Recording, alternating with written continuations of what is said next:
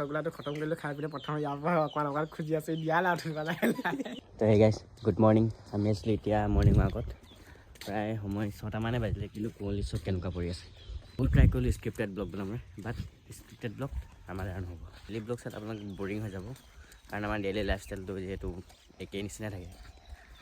তো কোনোবা এটা মুমেণ্ট দেখাম দিনটোৰ কেতিয়াবা হাঁহি আহিব কেতিয়াবা ফূৰ্তি আহিব কেতিয়াবা ইয়াৰ নিচিনা এখন মুখ আহিব চাবলৈ চ' চাই যাব ভাল পালে তো আমি এতিয়া ফুৰি আহি গ'লোঁ মৰ্ণিং ৱাকৰ পৰা আহি গ'লোঁ তো এতিয়া চাহ খাইছোঁ চাহ ৰসগোল্লাৰ লগত এতিয়া মোৰ ৰসগোল্লাটো খতম কৰিলোঁ খাই পিনে প্ৰথম ইয়াৰ পৰা অকণমান খুজি আছে দিয়া না অলপ দে কৈ আছোঁ অকলে মাৰি দিছে গাই চব গাইতকৈ লগ লগাই গৈছে মোৰতো সেই খাই দিয়ে সেনেকৈ কৰিব নালাগে নহয় ন মইতো আগতে খাই দিলোঁ খাই দিছোঁ চব অকণমান খুজি আছোঁ দিয়া নাই দিব লাগে হয় নাই অকণমান খুজি থাকিলোঁ দি আছোঁ কিমান খকুৱাই আহি দেখিছে গাই ইয়াৰ আগতে খাব কোনে কৈছে এতিয়া মই সুদা গাখীৰৰ লগত খাই আছোঁ অকণমান ল এই টুকুৰা লৈ গোটেই কিনি লয় অকণমান পালোঁ গাইছ অলপ ভাল খকুৱা আছে বহুত সিহঁতটো আগতে খাই ল'লে মোৰতো খুজিবা